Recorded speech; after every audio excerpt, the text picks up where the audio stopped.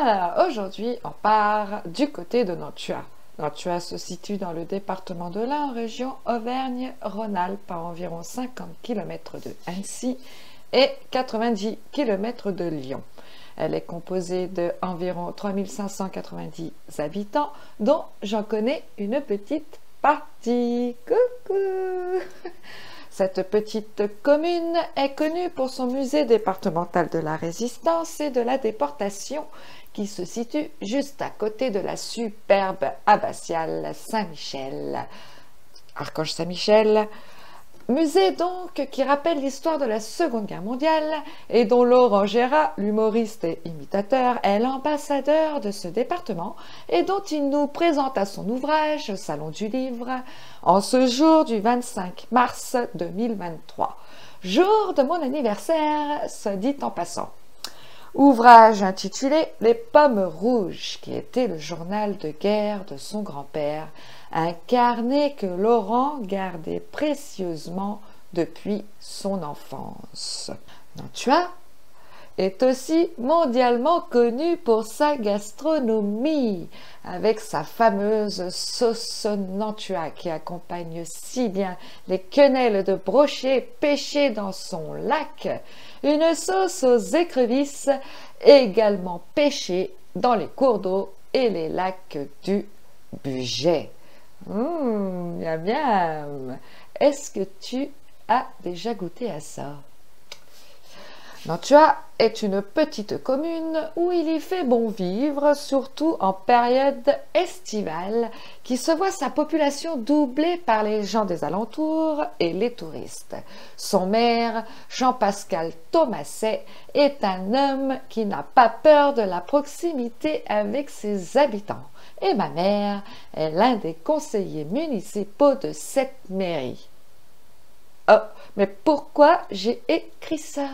Parce que là, je signe mon arrêt de mort si celle-ci regarde cette vidéo n'ayant pas demandé son accord au préalable. Pour parler d'elle, je vais me faire flinguer. Sinon, pour ceux qui penseraient que c'est un documentaire, je te rassure que non, tu es bien sur la passerelle stellaire et ça va forcément vriller. Cet épisode est construit sur 3 axes que tu vas découvrir avec engouement. Ah, non?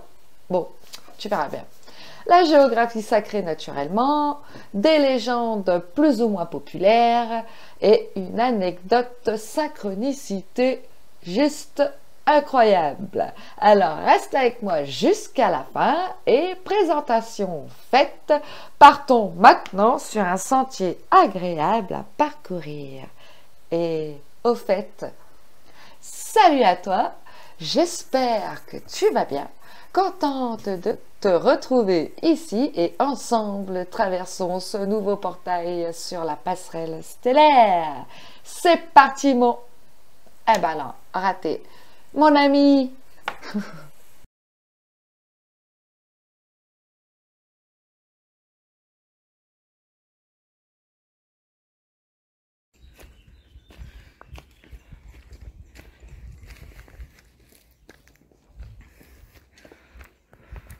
Bon, et bien là, je suis, comment dire, je suis revenue aux sources. Je suis à Nantua. Là, je sais pas si tu vas voir, sur un sentier qui monte, je te le dirai après. Là, il y a un complexe, en fait, c'est un gymnase où je squattais, hein. Avant, hein, parce qu'à Nantua, il faut dire que j'ai passé une grande partie de mon enfance, toute mon adolescence, avant d'aller sur Bourg-en-Bresse. Là, on voit peut-être mieux le complexe. Il y a le gymnase, il y a un terrain de rugby, derrière, il y a un terrain de foot. Ça fait longtemps que je suis pas revenue ici. Ici, je venais pour marcher avec une très bonne amie de l'époque. Elle se reconnaîtra si elle voit la vidéo un jour. Et une très belle pensée pour elle. Ah, ça donne des émotions. Et parfois, on le faisait en marchant comme ça. Bon, un peu plus vite, certes. Je te dis, je faisais du sport. et à fond. Et parfois c'était le footing. Donc voilà. Et là bah, je reviens ici donc des années plus tard. Et donc là on se dirige en fait vers la Vierge qui domine un peu la ville de Nantua. Et là-haut, c'est pas très loin, il y a pas que la Vierge, il n'y a pas que la statue de la Vierge. À côté, en fait, il y a le fauteuil du diable. Ici, on a, en tout cas, comment dire, d'après les locaux, c'est comme ça qu'on nomme, tu verras, je vais te montrer, une roche, une roche naturelle bien spécifique. Non pas la chaise du diable, comme on peut le voir un peu ailleurs, mais le fauteuil du diable. C'est un petit bémol qui fait une différence quand même. On monte, je sais pas si tu vois, c'est beau, hein. Donc à gauche là, il y a la ville de Nantua, on voit pas, je sais pas si tu aperçois des maisons en hauteur, ouais. Et à droite en fait c'est de la forêt dense, hein. Faut dire ce qu'il y a, hein. Voilà. Voilà, c'est chouette. C'est chouette, là on est au frais, parce qu'aujourd'hui il fait 30 degrés. Et c'est cool. Bah, regarde, je te montre ma tête. Attends. Hey, salut. Bon, la pancarte en bas, elle dit comme quoi t'arrives à la Vierge en marchant normal, quoi. Cadence moyenne générale de tout promeneur en 10 minutes. Et mais par contre, je sais que j'adorais venir là. Et puis voilà, c'est calme. Là, je vérifie si on entend quand même des oiseaux, des craquements, enfin... Pardon. Parce que quand tu es dans un lieu comme ça, en pleine nature, vérifie tout de suite si tu entends des oiseaux, des animaux, des insectes, si tu entends des craquements. C'est hyper important. Et en fait, ça, je te dirai pourquoi dans ma saison 3, c'est-à-dire la suivante, celle après la géographie sacrée. Et là, je t'avoue, la saison 3, ça va être la saison qui va faire un petit peu frissonner. Hein. Voilà. Et pour te dire, dans des endroits comme ça, que je suis venue, que je connais, que tout ce que tu veux, enfin, je viendrai pas la nuit. Ah, voilà. Allez, on continue. Ah, il y a quelqu'un, je m'épose. Ah voilà, je reprends.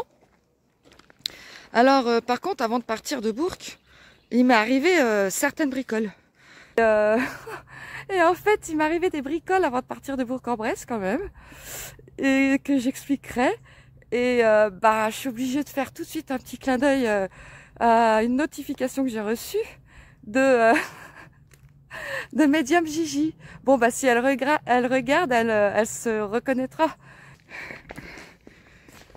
Ah oui, du coup quand même, pour te dire, par rapport à cette anecdote, c'est là où je voulais en venir, c'est que du coup j'ai plus beaucoup de batterie, je n'ai pas pu recharger mon téléphone, et je suis un peu dégoûtée parce que je suis venue exprès justement pour me servir de mon outil principal, donc mon téléphone.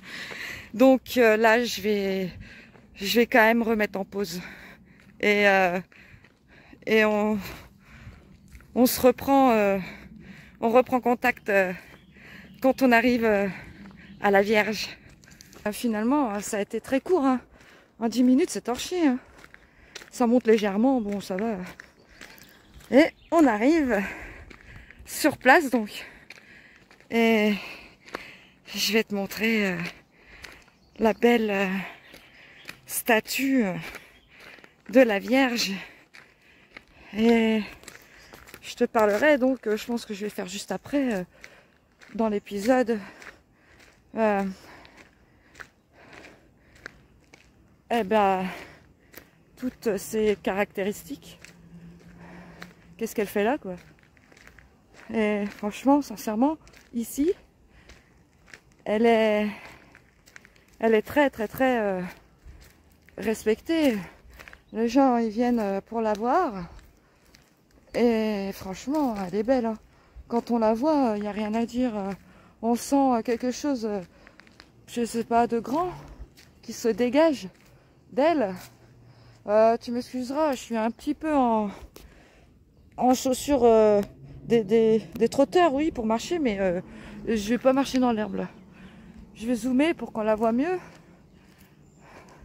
Et elle est vraiment là. Tu te sens un peu protégée, je sais pas comment dire. Elle est belle. Bon, je peux pas trop durer longtemps parce que j'ai bientôt plus de batterie. Du coup, voilà. Alors, bah on va passer ensuite à ce fauteuil du diable, comme je te disais, qui se trouve juste à côté. Non, je rigole, c'est pas ça, ça c'est un banc pour s'asseoir. Il est là. Il est là. Tu le vois? Mince. Il est là. Voilà. Attends, bah, je te montre quand même l'ouverture. Enfin, il y a un trou, hein, et il y a des bâtons qui ont été posés en face. Je sais pas si tu vois. Enfin bref, on n'est pas dans la saison 3, hein. Mais bon, elle est liée. Je te montre maintenant l'exact endroit du fauteuil. Il est là. Tiens, il y a une branche. Il y a une branche. Il y a une branche comme, enfin, pour me dire, bah, arrête-toi là. Donc je vais m'arrêter là. Et on voit très bien le fauteuil. Bon, vraiment, les locaux insistent là-dessus, hein. Le fauteuil du diable. C'est certes une pierre naturelle, mais il y a toute une histoire derrière que je raconterai comme pour la Vierge juste après. Voilà. Donc là, c'est bon, il n'y a pas la branche, tu vois, j'y vais. J'y vais. Bon, il y a le lac, hein. Là-bas, je sais pas si on le voit. On l'aperçoit, il y a le lac de Nantua.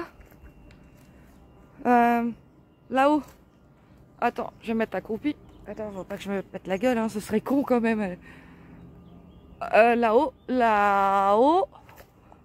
c'est pareil. J'y suis allée des millions de fois. Il y a une gravière, même je l'ai prise cette gravière en sport-études. Ah, j'étais comme une dingue, j'adorais descendre des gravières. Enfin bref. Et tu surplombes Nantua, enfin les bleds d'à côté, c'est super beau. Là-haut, on fête, je sais pas si ça se fait encore, je sais pas, la fête de la Saint-Jean. C'est-à-dire on faisait un grand feu, il y avait du monde et on mangeait dans une grande poêle, la paella ou des choses comme ça. Enfin voilà. Ah bah là-haut, au-dessus de la Vierge aussi, hein, tu peux monter.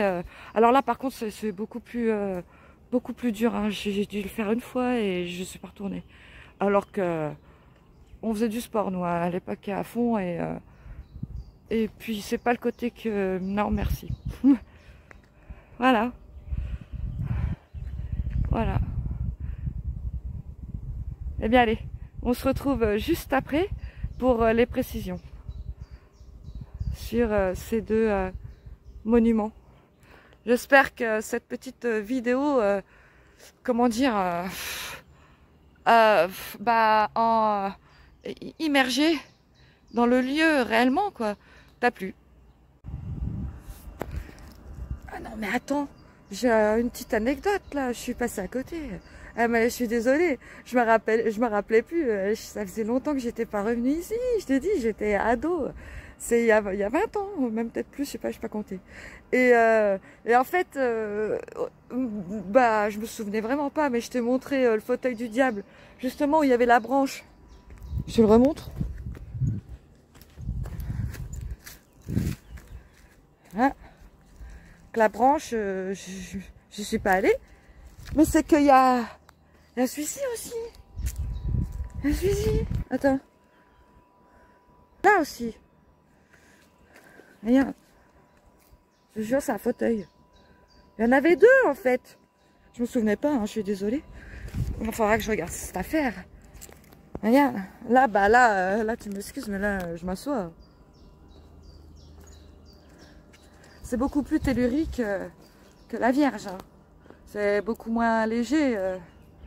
Elle est pas super froide, la pierre. Mais bon, là, il n'y a pas de branche, il n'y a rien qui m'interdit. Et certes, c'est beaucoup plus lourd, ouais. Mais bon, ça ne veut pas forcément dire négatif. Hein. C'est juste beaucoup plus tellurique. Et je la touche.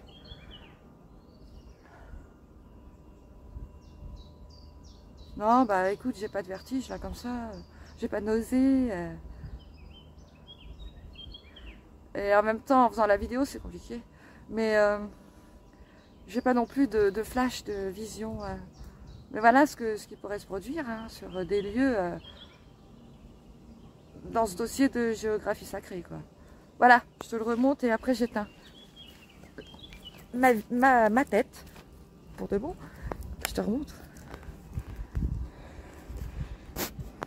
Je sais pas si tu vois bien. C'est vraiment un fauteuil aussi. Hein. Voilà. La statue de la Vierge datant de la fin du 19e siècle, posée comme un acte de foi, mais aussi peut-être de recouvrement d'un lieu plus ancien, est perchée sur les Mondains, ou plutôt à flanc de falaise, sur le rocher de la Vierge. Elle fut érigée pour protéger la ville, dit-on, souvent dans un contexte de remerciement, par rapport à la peste, à la guerre, à la famine. Tu vois la vibe, quoi. Elle offre un point de vue sublime, comme nous venons de le voir, sur le lac et les montagnes environnantes. C'est aussi un lieu de procession et de recueillement, parfois emprunté par des pèlerins ou des marcheurs venus s'y ressourcer. Alors là, on change carrément de registre. Cette formation rocheuse que tu vois là, posée à proximité immédiate de la Sainte Vierge Marie pleine de grâce, prend l'allure de siège un peu trop bien taillé pour être naturel. D'où le surnom du fauteuil du diable, un contraste saisissant avec la Vierge juste à côté. À savoir que nombreux parlent de chaise du diable qu'on retrouve un peu partout en France, mais ici, localement, on dit bien fauteuil du diable. Et ce mot-là change tout. Il ne s'agit pas d'un simple siège, mais d'un trône, d'un lieu de position, comme si une présence y avait élu place au-delà du temps. En effet, le mot chaise est plutôt générique, fonctionnel et évoque une position passagère. C'est un mot souvent utilisé dans les légendes pour désigner des assises rocheuses, comme par exemple la chaise de Gargantua que tu as déjà peut-être entendu. Le mot fauteuil, quant à lui, suggère un trône, une installation plus permanente. Il porte une dimension royale, magistrale, et évoque un siège d'autorité ou de pouvoir, même occulte. Donc, fauteuil du diable donne au lieu une vibration encore plus ancienne, plus enracinée, presque comme si ce fauteuil était un point d'ancrage énergétique pour une entité ou une mémoire spécifique. C'est un détail, certes, qui témoigne de la mémoire orale vivante. Et ça, c'est plus puissant que n'importe quelle encyclopédie. Oh, calme-toi, calme-toi, calme-toi là. Et on raconte que la Vierge serait le vestige d'un ancien lieu païen récupéré par le christianisme. Ouf, certains disent que le diable s'y serait assis pour contester la présence de la Vierge. Va te faire foutre! Pardon, ou pour tenter ceux qui passent, alors fais gaffe si tu passes par là-bas. D'autres parlent d'un ancien site druidique lié à des énergies telluriques. Et il y a ceux qui ressentent un malaise, ou au contraire, ceux qui ressentent une grande puissance selon leur propre sensibilité énergétique ou intuitive. Bref, deux présences, deux énergies, un même lieu. Et si tout cela n'était éventuellement qu'un miroir de notre propre dualité intérieure? Bon, si le fauteuil du diable est là depuis longtemps, il n'a peut-être pas été la seule présence mystérieuse du coin. Alors, accroche ta ceinture, mets ton casque, on va fouiller un peu l'arrière-boutique de Nantua et plus généralement du Haut-Bugey. Côté légende, avec des cryptides, c'est-à-dire des animaux non répertoriés, des esprits et bêtes des bois.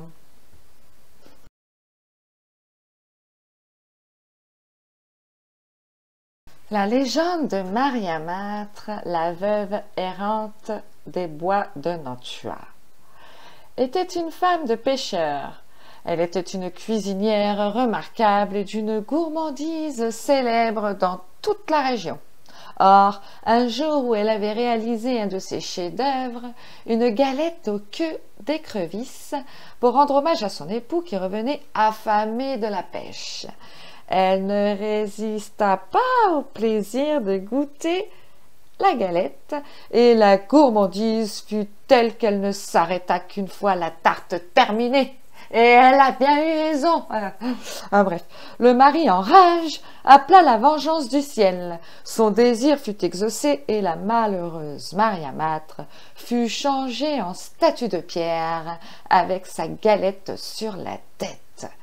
On disait aussi d'elle qu'elle avait un don pour les herbes, qu'elle écoutait les pierres et parlait parfois toute seule en patois ancien. Isolée, peu à peu rejetée, elle se serait retirée dans les bois, vivant dans une cabane près d'un ancien sentier entre Nantua et la montagne du Bertian. Et un jour, elle aurait été retrouvée morte, les bras en croix et les yeux grands ouverts. Mais voilà, certains disent qu'elle n'est jamais vraiment partie. On entendrait parfois son prénom chuchoter dans le vent. Maria, Maria. Des randonneurs affirment avoir vu une silhouette en robe noire ou grise foncée, immobile, les observant depuis les arbres. Il est dit qu'en automne, si l'on marche seul, des feuilles peuvent tourner comme ça autour de soi en spirale, et que c'est elle qui vient te voir. Et la légende raconte que si tu la vois et que tu lui parles avec respect, elle te murmure une vérité importante sur toi-même. La Dame Blanche, route des 1084 d'Énérol, entre Nantua et Charix. Cette légende n'est pas une rumeur isolée. Ce tronçon de route, surtout de nuit, a toujours eu une réputation étrange. Un mélange de forêts denses, de virages serrés, de brouillard rapide et d'un silence presque trop lourd. Ce secteur, en plus de n'être peu éclairé, comme par hasard, est accidentogène. Les témoignages tournent souvent autour du même type de scène. Il est dit qu'il voit une femme habillée de blanc, fine, debout sur le bas-côté ou traversant lentement la route. Quand on ralentit, pouf, elle disparaît. Parfois, elle monte dans la voiture, silencieuse, et soudain, pouf, elle n'est plus là. Certains conducteurs disent aussi ressentir un froid glacial dans l'habitacle ou entendre une voix faible murmurer, souvent quelque chose d'incompréhensible, ou même avoir vu la silhouette dans leur rétroviseur au moment de repartir. Plusieurs hypothèses circulent à propos de son origine. Première hypothèse, l'accident tragique. Une jeune femme morte sur cette route non confirmée mais régulièrement évoquée, ou qu'elle ait été enterrée sans sépulture digne, ou en colère aussi d'être oubliée. Deuxième hypothèse, un esprit errant. Ce serait une entité féminine liée au lieu, à la source, un ancien lieu druidique, un portail peut-être. Troisième hypothèse, un égrégore, une forme pensée régionale, une entité née d'un cumul de récits, de peurs et de projections humaines. Et du coup, elle est devenue réelle par charge mentale collective. Finalement, on dit d'elle que si on ressent de la panique ou de l'irritation après l'avoir vue, c'est qu'elle est venue débloquer une mémoire chez toi. La bête du budget. Certains récits anciens, transmis oralement dans les villages du Haut-Budget, à Nantua, Oyonnax, Breno, etc., parlent d'un animal nocturne aux allures de loup massif ou de sanglier géant, mais avec des yeux rouges et des pattes presque humaines. Tiens, cela rappelle ce qu'on nomme aujourd'hui un Dogman, que l'on verra plus précisément dans la saison prochaine. Les anciens l'appelaient parfois la bête qui rôde, ou plus rarement la chose de la forêt sèche. Il n'y a pas de preuves tangibles, mais des témoignages de chasseurs du siècle dernier et des contes racontés aux enfants pour les empêcher de sortir la nuit dans les bois que l'on peut retrouver sur la toile. Le marcheur du mont. Certains randonneurs ou ermites ayant bivouaqué vers les montagnes ou la montagne du Berthian ont rapporté avoir entendu ou aperçu une silhouette très grande, silencieuse, qui marche à la lisière des arbres, sans jamais s'approcher, mais toujours visible en périphérique. Cela peut évoquer un type de Sasquatch local, ou une entité de type gardien des lieux liés aux anciens cultes de la forêt. Tiens, ça nous rappelle certains épisodes antérieurs et que si tu ne les as pas encore regardés, je t'invite à le faire. Les Goules du lac ou Dame Brune. Certaines légendes affirment que le lac de Nantua serait habité par des femmes ombres, une sorte de sirènes sombres qui vivent dans les profondeurs et attirent les promeneurs seuls vers le bord pour les faire glisser dans l'eau. Ce ne sont pas des esprits gentils à la Disney, non, mais plutôt des entités hybrides, mi-femme, mi-poisson serpent, associées à la mélancolie, aux disparitions, à la perte de mémoire. Tiens, symptômes déjà évoqués dans d'autres épisodes, tu te souviens? Ces créatures seraient liées à la mort brutale de soldats napoléoniens jetés dans le lac ou à des rituels païens liés à la fécondité aquatique, d'après certaines sources locales ésotériques. Et ces dames brunes nous amènent à mon anecdote juste incroyable, comme quoi cette vidéo est bien faite, t'as vu? Et qui m'a tout de même fait froid dans le dos. Voyons cela de plus près.